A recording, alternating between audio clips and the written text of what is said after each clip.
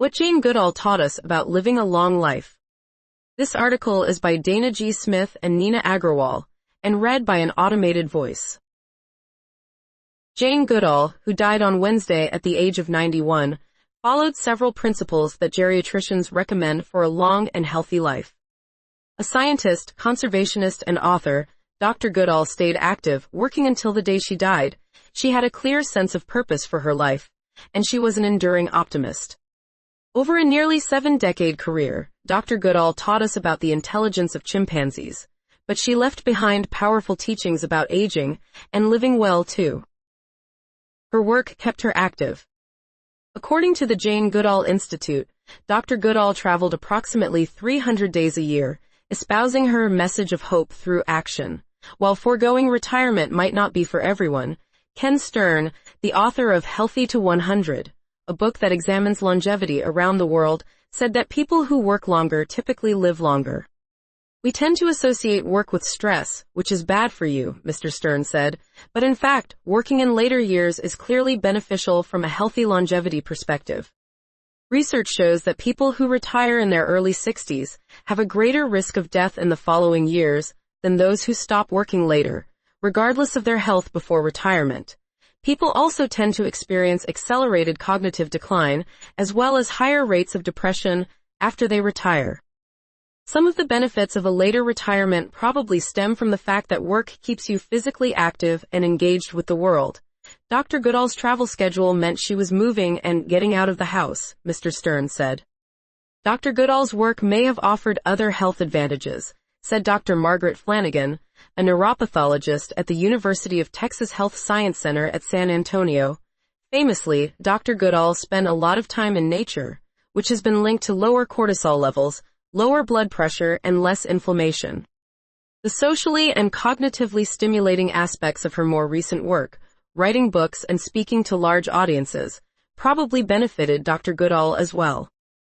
Social interactions are especially important as we age because they force us to exercise skills that we often take for granted, said Dr. Stephanie Collier, the Director of Education in the Geriatric Psychiatry Division at McLean Hospital in Massachusetts. These include carrying on a conversation, using certain vocabulary, and considering different worldviews. Being around others can also help lower stress and anxiety, Dr. Collier added. She had a reason for being. Dr. Goodall's work clearly gave her a strong sense of meaning or purpose, which has been associated with a longer lifespan. One study, published in 2019, found that out of nearly 7,000 adults over the age of 50, those who scored highest on a measure asking about life purpose had less than half the risk of dying over the next 4 years compared with those who scored lowest. Feeling like you have something to do, some reason for being is powerful, said Dr. Allison Moore, the director of the Stein Institute for Research on Aging and the Center for Healthy Aging at the University of California, San Diego. Jane Goodall certainly had it. That sense of purpose can give people a reason to take better care of their physical health, Dr. Moore said. They want to stay in as good shape as they can to continue to be able to pursue the things that matter to them. If work doesn't provide a feeling of meaning, it could come from spirituality, relationships, or a new hobby, Dr. Collier said. Whatever inspires it, having purpose in life gives people motivation to keep learning, to keep interacting, and to keep getting out of bed, she said. Elements that can fall by the wayside in older age. She maintained a positive outlook on life. Dr. Goodall was an optimist.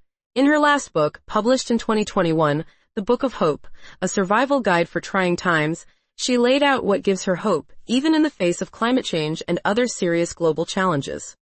Research has shown that optimists live longer. For example, in an ongoing, decades-long study of aging and dementia in a group of Catholic nuns, those who express more positive emotions in early life writings lived, on average, 7 to 10 years longer than those whose writings were the least positive.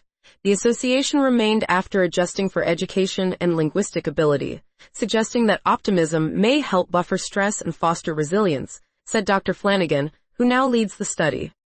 Even when it came to death, Dr. Goodall maintained a positive attitude. In a 2021 interview with the New York Times, she was asked about her next great adventure. Her answer, dying. When you die, there's either nothing, in which case I'm finished, or there's something, she said.